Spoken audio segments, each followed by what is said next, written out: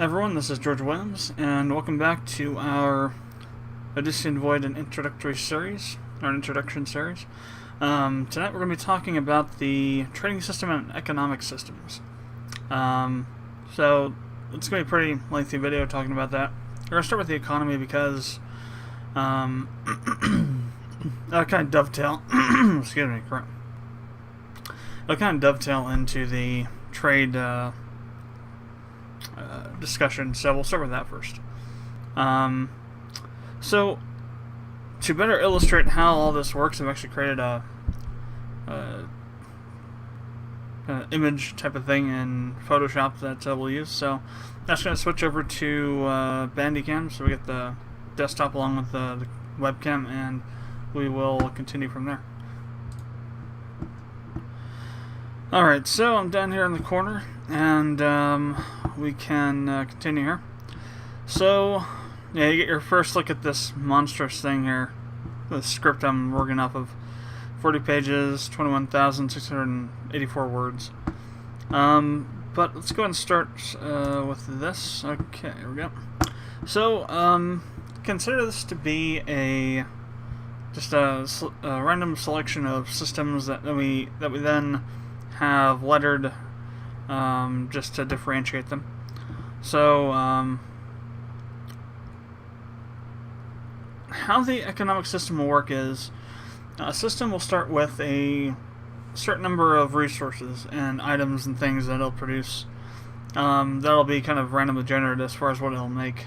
But there might be some non-procedural kind of calculations going on in the background for some systems. Depending on like what resources are available in that system. As to what it'll make, it'll have that as the items that it can make as supply and the resources as supply, and then it'll have a list of items that are in demand. So, what is that? Weird. Oh, let's see. Oh, never mind. Okay, duh. So let's say that L has a large supply of rubies. Just to break it down to a small chunk that's understandable, but it has a high demand for water. Let's say it's like a plant doesn't have much water on it and doesn't produce much water, so it will trade with one of these other systems around it, or one of the systems within its trade region, the rubies for water if that system wants rubies. Now if the system doesn't want rubies, if there's no system that wants rubies for water, then that is a situation where you can go in and sell water to this to stations in the system for a lot of Zarn or a lot of rubies or what have you. It will affect the price of the particular item in there. So in terms of its trade with other systems, it'll be for whatever the demand is, but when you trade with that system or a station on that system, it'll be represented as a increase in the amount of Zarn that you'll get for that item. So, for example, the amount that you might get for a unit of water in the system might be increased by 100 to 200% or even more, depending on how high the demand is. It'll be some sort of calculation that will determine that. So that's how the economy will economy, make it sound a little Japanese there. No, the economy will it's how it'll function. It'll be a supply-demand economy, basically, with the systems trading amongst each other with actual, the supplies and demands, and with you trading with those systems for what's in demand as an increase in the amount of Zarn you'll get for those items. So let's go ahead and talk about the trade regions here. Trade regions are essentially the backbone of how the economy will work. And a trade region is essentially a region that a system can trade within. Each system will have a different its own trade region. So it's not like this trade region here. Let's say there's one that encompasses these planets here. So it encompasses K, O, P, Q, R, L, and J. Just imagine there's a line right there.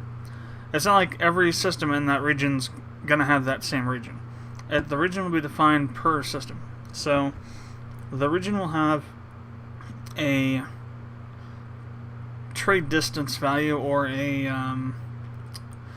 trade distance. I think that's right. So that value corresponds to the number of jumps it can trade to.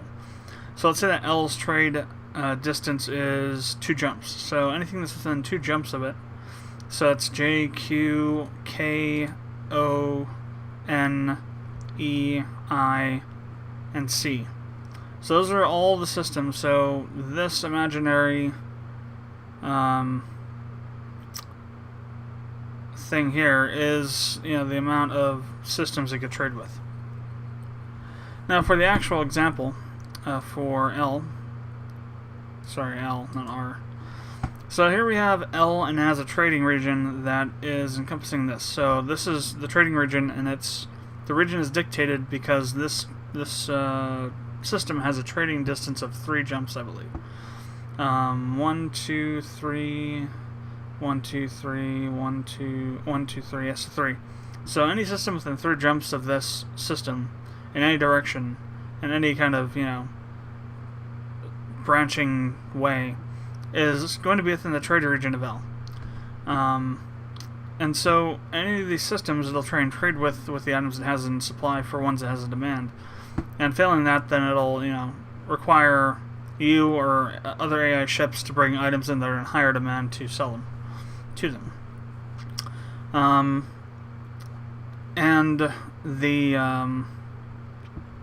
way in which the economy will gain value is based on the value of the trade region. And there's different situations that determine what the value of a trade region is. So all these lines here, these are the trade lanes. A trade lane is just essentially a connection between one system and another. And most of the time they correspond to, actually all the time, this period, they correspond to the jump gates. So if we, in this instance here, we have a jump gate between L and I. There's a jump gate there, there. There's no jump gate from L to P, that's why there's no trade line there. Now there may be situations where there is a jump gate, but there is no trade lane because maybe, for whatever reason, let's say that there is a one-way gate between L and P, and I'll explain what I mean by that later on in the exploration section. That means that you can only go one direction, so there's no commerce back to L. And therefore, there's no trade lane there. So, it doesn't necessarily mean that there is no jump gate if there's no trade lane, but it is necessary that there is a jump gate between both systems for there to be a trade lane. In other words, a two-way gate jump system, if you will. So the way that you calculate the value of the region is by following a formula to calculate up all of the trade lanes values together, and then taking a certain amount of percentage of that value and applying it to the trade region. Now, if you have a region within a region, that changes how it's calculated. And the last time I tried to record this, and I didn't have this, wasn't recording the desktop, so I actually did it twice and forgot to record the desktop both times. But the second time, I actually managed to save all my fancy calculations here, so I wouldn't have to spend a whole hell of a lot of time redoing them.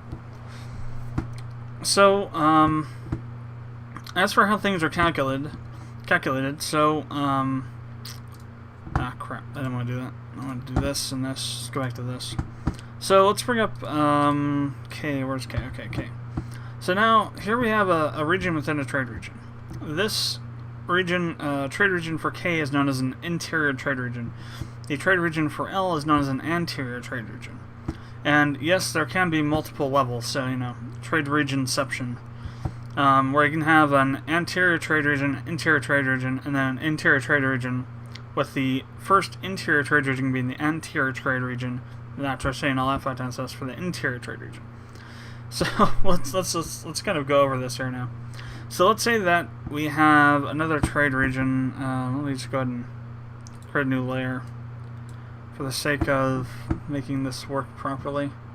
Explanation. Let's go pencil tool. That's a little too much. It's still a little too much.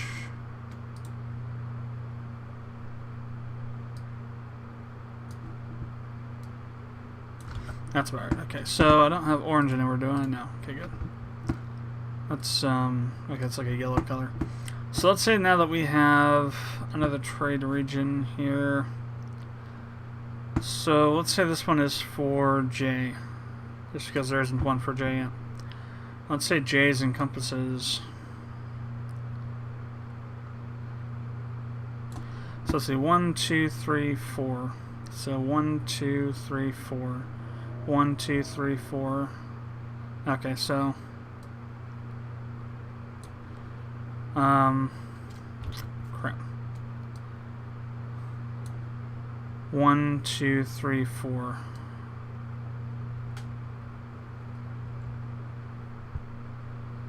Yay for really horrible line drawing. Damn it, line drawing skills. Okay, stop. It's mainly because my mouse didn't have enough room to move my mouse in there. Okay, so 1, 2, 3, 4. 1, 2, 3. 1, 2, 3, 4. Yeah, so so let's say that J here has a trading region of 4 jumps. So it can reach all these systems that I've outlined here. So let's see, 1, 2, 3. It has to have 1, 2, 3, 1, 2, 3. Let's make it 3 instead.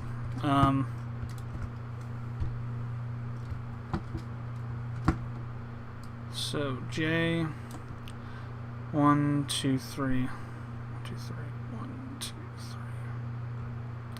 That's because I want it to be I want it to be the same as size as L's here. So 1, 2, 3, 1, 2. So yeah, I'll go this way this time though.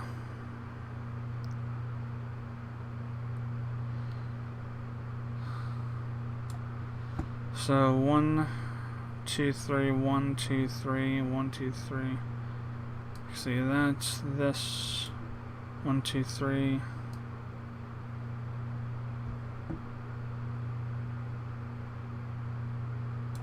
One, two, three. Okay, so that's a really funky looking one. So we can do this.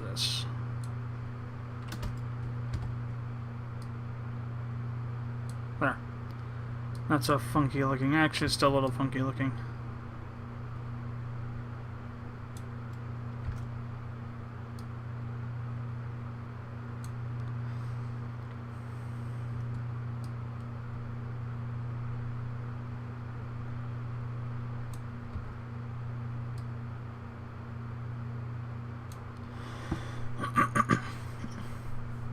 Okay, better. So, so now it's 3. So 1, 2, 3, 1, 2, 3, 1, 2, 3, 1, 2, 3, 1, 2, 3, 1, 2, 1, 2, 3. So now here we have a situation where, how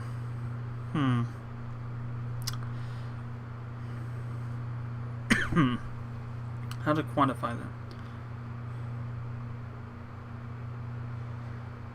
So is this outside of? I was trying to figure out if this is part of L because it stretches outside of the boundaries of L, or if now L is inside of this. I don't know. It's weird. I'll figure out some way of representing this. Maybe this particular trading lane will not be represented in the value of R, or the value of J,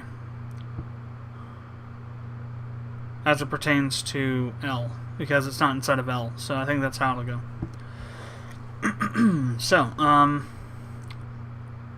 we have J. J is an interior trade region of L, but it's an anterior trade region of K, and K is the interior trade region of J. So in this situation, the value of K will apply to the value of J, and the value of J will apply to the value of L. So it'll go outward like that. I don't have anything for J. Well, actually, I could, I guess, have stuff for J because I have all the values calculated out, or not calculated out, but put in here for all these. But I'm not going to because I didn't want to do that for this video, and I'm not going to do that. This is just an example of how this region nesting would work. Let's take K on its own here now. So K has a one jump trading distance, and so it has E, L, O, and N within its trading region.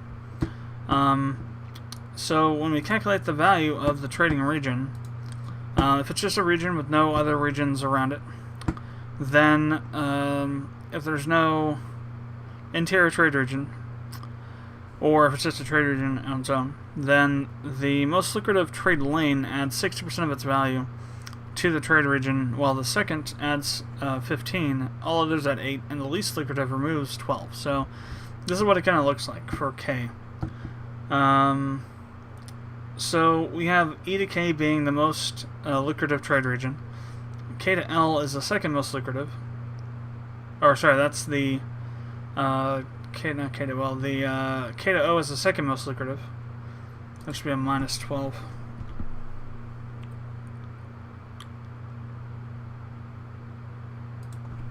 So should that.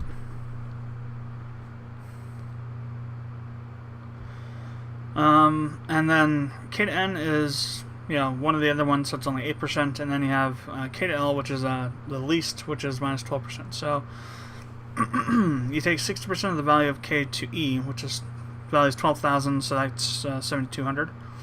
You take 15% of 10,000, the value of K to O, which is 1,500. You take 8% of 8,000, which is 640 for K to N, and then K to L, 7,540. You take 12% of that and subtract 905 from the total value. When you add up all those values, you get 5,061 Zarn per month. Is what the 8,435 Zarn per month is what K would generate. K generates in terms of its GDP, if you will. Now, if you have a region inside of a region, then the interior trade region adds 60% of its total value to the anterior trade region, and all subsequent interior trade regions are only 20%. And then the values change for if there's an interior trade region. So if a trade lane exists but it's not part of an interior trade region, in other words it's on its own, then the value of that trade lane for the most lucrative is 30%, for the second most lucrative is 10%, 5 for the rest, and minus 18 for the least.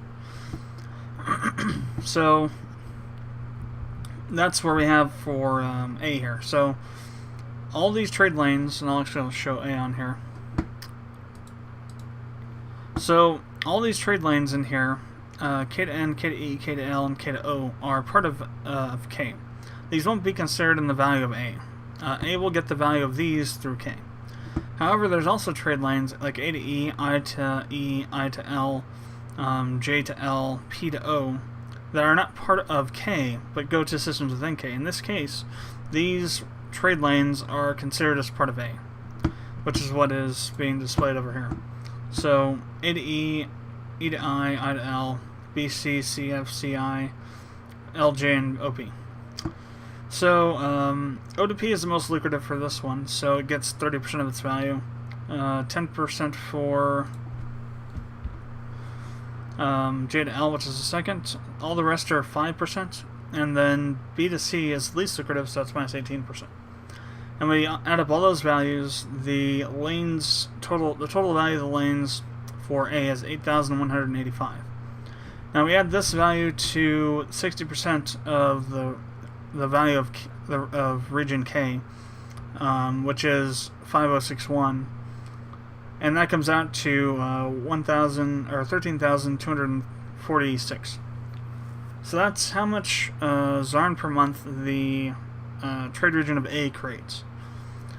Now here we have L. Let's put L up here.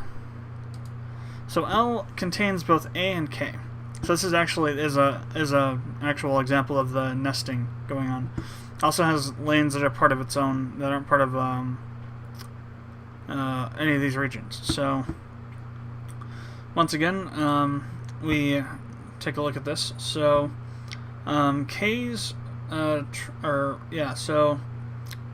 And we also have to bring up R, I guess, too, because that's in here. So, and we have R as well. As you can see, R has some trade lanes that are part of non-interior trade regions. In other words, this trade region is not fully in R, and R is not fully in A. But R goes into A and into K as well. So in this situation, all these trade lanes are considered for R, even if they're already calculated as part of the value for K and A. Because it's not affiliated with any of these other two trade lanes, or rather trade regions, and has trade lanes that are within them. So you calculate them all for the value of R, then that gets applied to L. So it is kind of double dipping, but this is the way it's going to go because I say so. So I'm the one making the game. Doesn't have to make logical sense. And that was a joke. Although I guess it doesn't. It kind of doesn't really make sense, but at the same time it does. I don't know. It made sense to me originally when I went through this and did this the second time. So I don't know. Take from that what you will. So in this case, we have two interior trade regions as well as for L. So we have to consider that. So remember over here, 6% of the most lucrative trade region, and then 20% of all other interior trade regions. So R is the most lucrative trade region between R and A, and so R gets 60% of its value, whereas we're taking 20% of A, and A is the total value of the lanes within A, as well as the trade region of K. So then we add those both up, and we get 16,111 Zarn per month is what the trade region of L would produce, if those values were the values of the trade lanes. So hopefully it gives you kind of an idea of how the economy is going to work in this game. Now, there are some other things to talk about the economy. Well, one thing, I guess, specifically. And that is the stock market. There's actually going to be a fully functional stock market in the game. And you're going to be able to buy stocks of companies, buy shares and commodities and things like that. And be able to profit or lose all your Zarn doing so. It's going to be interesting to see how to make that work, but it is going to be in the game. I thought it'd be a really interesting addition to the game because, really, frankly, I've never seen any Forex game ever that's had a stock market kind of thing in it, to my knowledge. Maybe, possibly EVE Online does. I don't think it does, but it might. That's the only Forex game I can think of that might even possibly have this in it. So it'll be interesting to see how it works out. So yeah, you'll have companies you can buy stocks for. You can buy commodity shares. You can, manipulate the markets through your actions to make a lot of money by, say, knocking off a bunch of competition for one company, and thereby boosting their stocks because they don't have anybody competing directly against them, and so everybody comes directly to them for whatever their sector they're in. So that would be a situation where their stocks would be increased. Of course, you also have to be careful because if you get caught doing that kind of stuff, you could get essentially fined or thrown in jail by the OITC. I guess it's the IGTC, Intergalactic Trade Commission, IGTC. And also the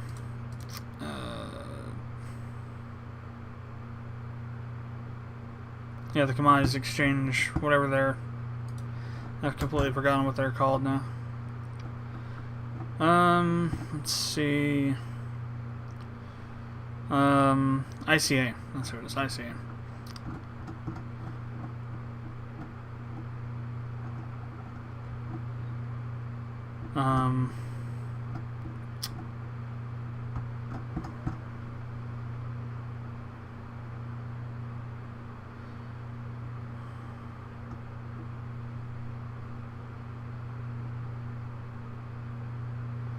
Intergalactic Commodities Authority, that's what I was trying to remember the name. So,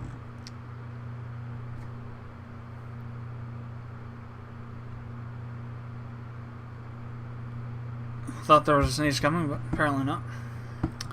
So that's how the economy is going to work, and also the stock market. Got that in there. Got that mentioned. So let's talk about trading now, and I'm going to bring it back over to the full webcam mode. So we shall be right back. Okay, so trading. So the trading system is going to be kind of integral to how you make money.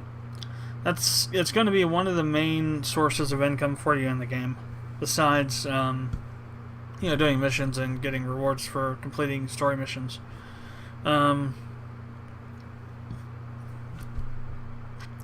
So there's essentially two different aspects of trading in this game, or will be in this game. And that's micro and macro. So micro trading is where you are, taking items you've gotten from missions or you've collected from pirate wrecks, or that you've bought and are reselling or selling because you don't need them anymore, to shops on stations or individuals on stations. So that's the micro version.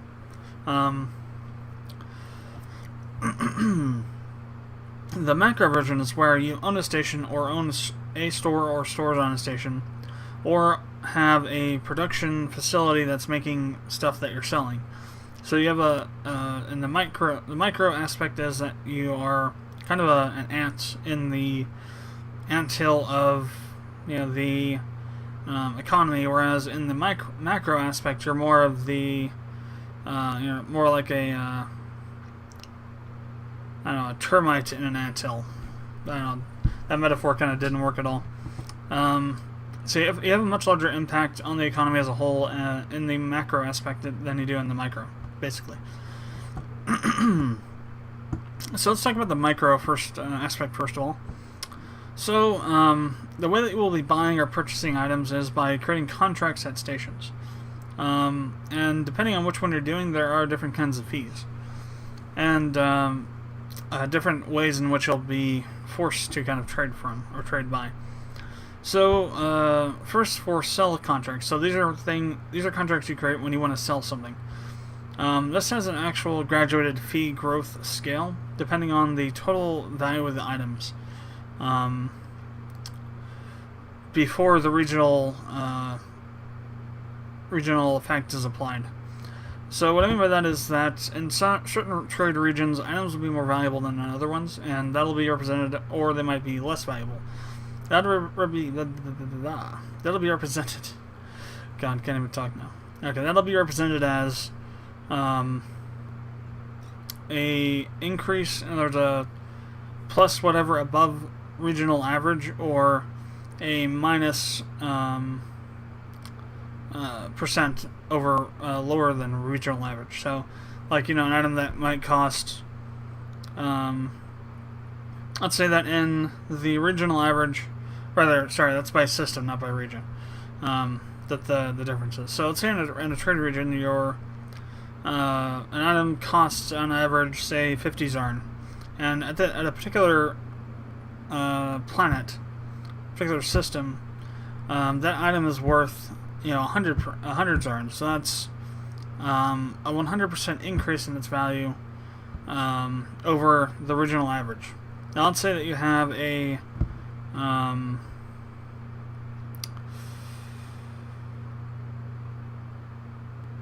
item that's worth 50 Zarn, and you go to a system to sell it, and at that system it's worth only 25 Zarn. So that's going to be an instance where the value of that item is 25% lower than the regional average. I think so. 25% of 50. Maybe it's 50% lower. 50, half of 50, yeah, so half of 50. So yeah, 50 times 0.5 is 25. Out of curiosity, what is 0.25? Or rather, 50 times 0.75. 37 point, okay, so yeah. So 50% lower than the regional average. And the sell contract fees are considered before that's applied. So if your item is worth 50 Zarn in a particular regional trading average, then that's what your sell contract fee is going to be based off of, not off of the local differences. So, like for example, if you go to a system to sell an item that's with 50 Zarn, and the value of the item and that at that particular region, system is worth 25, you're essentially going to be losing, 50 Zarn or more on that sale, because you'll have to pay a certain amount of Zarn for that item to sell that item there, and that's going to be based on the 50 Zarn value, not the 25. So you're already taking a 25 hit on that, and that's in addition to the contract fee. So in that particular instance, the sell contract fee would be 10%, so 5 Zarn. So you'd have essentially a 30 Zarn hole that you'd be in for selling that item. You'd lose 30 Zarn off of that item's value. Now, if you went the other way, to where it was 100 instead of 50, you'd get a total of 95 Zarn as a whole for your selling that item. That'd be, the profit you make on that item would be 95 Zarn, because you still have to pay that 10%, and that's 5, so 95. So the way the fee scale grows is that between 1 Zarn and 100,000 Zarn, for the base regional item value, that's 10%. So 10% of the total value of the item or items that you're selling. For 101,000 to 200,000, that's 15%, and then 201,000 and higher, that's 20% at the creation of the contract. So whether you sell it or not, you have to pay the fee and you don't get it back. Now for a buy contract, the buy contract fee is 10%, just flat fee for everything after the sale has been completed.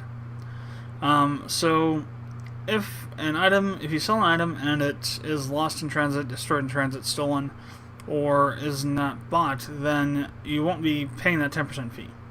However, if you do sell the item and the item is delivered to the buyer, then you are required to... Sorry, other way around. This is for buying something, in other words, having somebody sell an item to you. So if the item gets to you, or you go pick up the item, or whatever, you manage to get the item after you bought it, then there's a 10% fee in addition to the amount that you paid. If the item is lost, stolen, or destroyed, or what have you, then you don't pay that fee, and but you don't get the money refunded, though. Actually, no, you do get the money refunded. I was thinking of sell contracts.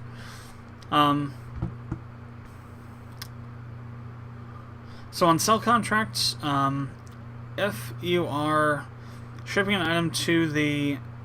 So if the item is destroyed, lost, or stolen in transit, or the individual that bought the item is killed en route to pick it up, then you have to essentially refund the money that you got for that contract, minus the fee that you paid for that. For buying, though, it's the other way around. If the item is destroyed, lost in transit, or stolen, then the buyer has to refund the money you pay to them. Sorry, the seller has to refund the money that you paid to them. And you also get the buy contract fee back.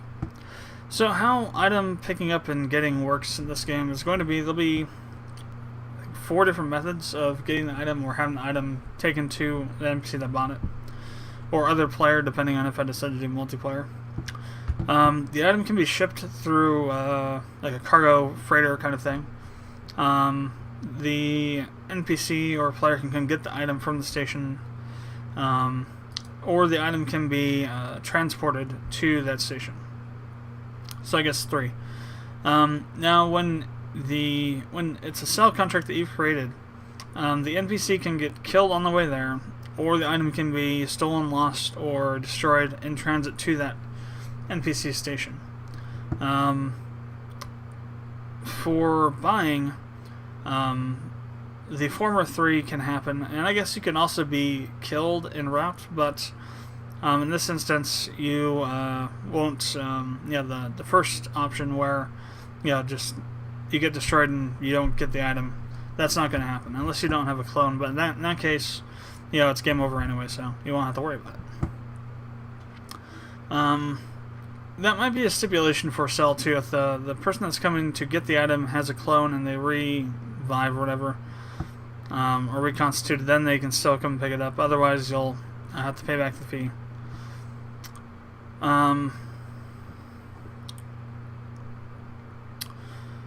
So that is how buying and selling will work in the game, and picking up the item will work. As far as the costs for transporting the item, like their teleportation, the further away the station is, so the more jumps away the station is, the more it'll cost. So, let's say it costs 50 Zarn to teleport an item per jump. Say that the person is 10 jumps away, so that's 500 Zarn cost to teleport it, which may or may not be warranted depending on the cost of the item.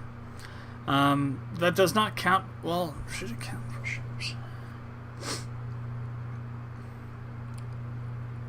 I don't know about ships yet. I'll have to consider that. Let's put a comment here.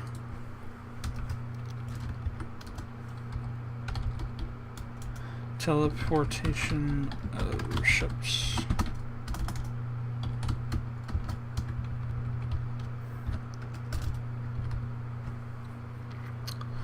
Alright, something to consider later on.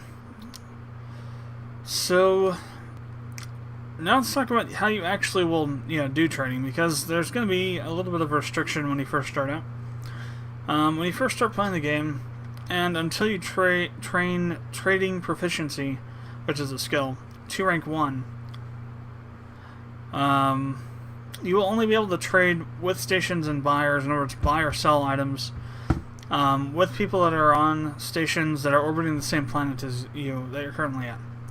Once you reach rank 1 in the trading proficiency skill, that opens up to the system you're currently in. So any station within the system you can buy or sell items from. And then from then on, each new rank on that skill will gain you an additional jump to another system. So rank 2 is 1 jump, rank 3 is 2 jumps, rank 4 is 3 jumps, etc. Until you get to rank 10. At rank 10, it's a little bit different. Let's bring this... if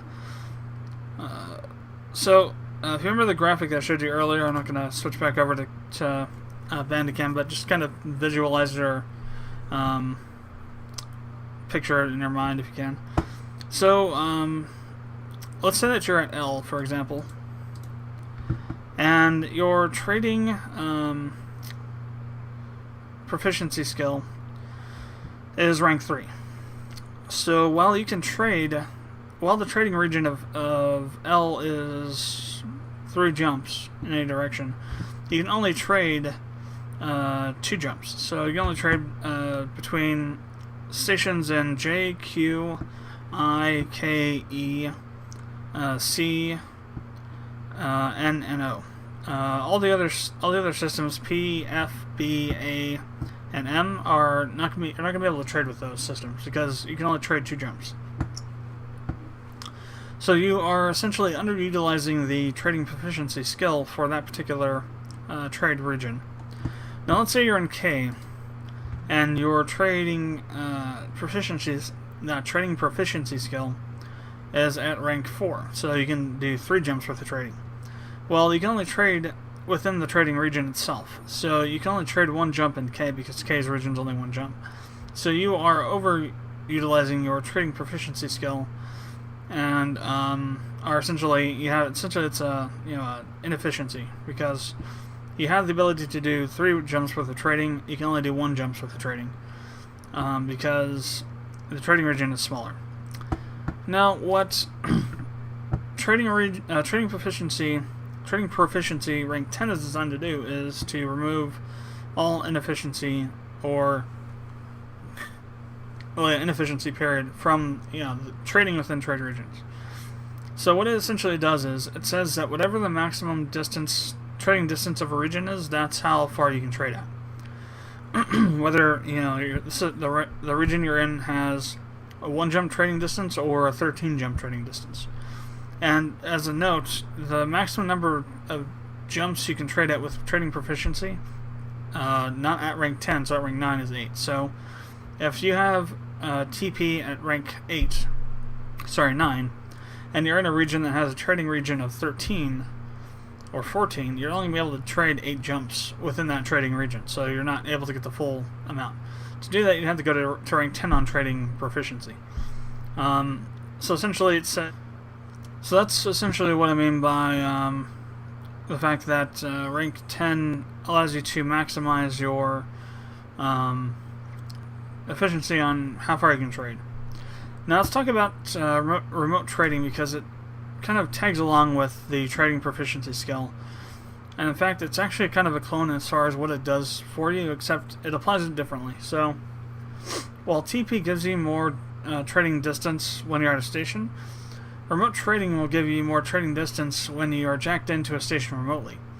And this can be really an interesting feature to use. Like, for example, say you're mining in some wasteland, godforsaken part of space, and you're nowhere near a station, and it take a real long time to get to a station, but an item you've wanted to buy for a while, but that's been way too expensive for you to buy, drops in price by like 400%. So if you have either enough trading distance ability to do that, the ability to trade at a long enough distance, or RT and PT at rank 10, then you'll be able to communicate with the station and buy that particular item through that. Now, there are a couple of caveats when it comes to this, because it's really could be a very unbalanced skill. And really, apart from that, it's there's some logical things that come into play with this. First of all, is that for buying an item, you can jack into any station that you can communicate with, as far as whatever your rank of PT and RT is. For selling, though, there's the first caveat, which is that in order to sell an item, you have to jack into the station where that item is at that you want to sell. So you can't, jack into a station that doesn't have an item you want to sell and create a sell contract, basically. So the other caveat is that you have to have a corresponding rank in TP, trading proficiency, in order to use your current rank of an RT. So if your current remote trading rank is 4, but your current rank in trading proficiency is rank 3, you're not going to be able to trade at 3 jumps with remote trading. You'll only be able to do 2 jumps remote trading, because your corresponding rank in TP is 3, so you get 2 jumps. Other than that, it's a pretty useful skill. So that's really all there's to talk about in terms of the micro trading aspect. So let's talk about the macro scale aspect. So for macro, that's where you have a larger impact on the economy as a whole. And how that's accomplished is either by you owning stations, one or multiple stations, owning a shop or multiple shops in a station, or in addition to owning that station, have multiple shops in the station. What types of fees you charge, and you'll be able to charge different fees. You'll actually be able to change the amount that you're charging for the fees for people that are operating shops, like the rent and maintenance fees, and also the cargo storage fees too. All that will kind of apply as far as what people store in their station and what they'll be able to sell and buy, and thereby impact what the trading lane's value is and impacting the value of the trading region. And also, if you have like a production facility and you're producing things and then selling them from that facility, that'll also have an impact as well. So for shops, how those will work is either when you own the shops yourself, or own the station and own shops, you'll essentially stock the shops with stuff that you have. So you have to store your items from your ship on the station that you're at, and then you'll be able to stock your store with your inventory in the cargo hold of that station. And then whatever it is, if people are looking for those kinds of items, they'll come in and potentially buy something, depending on the price and demand and whatnot. For production facilities, so like a solar power producer, or a power cell producing plant, or an energy cell producing plant, or even a ship factory, a shipyard, you'll get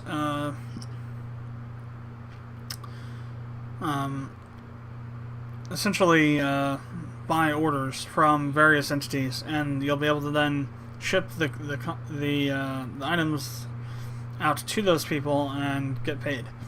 And it can really be for anybody. This is one thing you have to kind of be careful of. If you make a really powerful ship, but then go and sell it, there is a pretty large potential that you could sell those items to an enemy, and you might have to face them on the battlefield. So, if you make really powerful ships, it might come back to bite you because you'll end up facing them in battle, and could potentially have a really large impact depending on how powerful you made them. But those are the ways in which you can mostly impact the most common ways will impact the economy. So there are some other ways though. And those are by essentially taking actions against different ships. So, for example, let's say that for whatever reason, maybe you went and hacked a data terminal at a particular station for a particular company and found out that they had this major trading hub through this particular trading route, and that you could potentially set up an ambush in that system to attack that particular company's trading ships, the freighters and whatnot. So you go in there and you blow them up, or essentially steal them or raid them for the cargo. That has an impact on the amount of commerce going on in that trading lane, and also directly impacts the company that owns that ship and all the merchandise. So that's one way you can impact it, by blowing up a ship, taking over the ship, or raiding it and taking the cargo. Of course, that will also have the negative effect of having that whoever owns that ship and cargo being, having their relationship go have a negative impact on it. Then there's also blockading systems, which is more of a part of the battle system, but it also applies to this because it will allow you to essentially cut off all ship travel, including trade, through a system. You can also have a similar impact by destroying the Teleroth base within a station within a system, dropping the security rating, as I mentioned before, and then that would increase pirate activity and make trading through that system harder, and also the trading systems harder.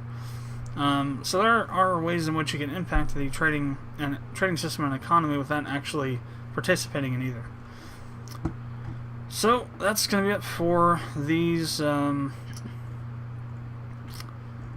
sections, pretty much. They're going to be kind of complicated, but also not too complicated. But in terms of understanding them, maybe not, but implementing them, possibly so. Because it's going to be kind of crazy. There are other skills that will apply to trading and that kind of stuff, but I'm not going to mention them here because they're not really that integral to it. But I will mention all the different skills that we're going to have in the game, or that are planned for the game, in the skills section later on. I'll also go over what other skills will do and what they're for, and so on and so forth. So, the next video that we'll do will be on the battle system, and that'll just be one video because the battle system is friggin' huge. And that'll probably be out sometime maybe early to mid-January, I think. These are going to be released mid to late December.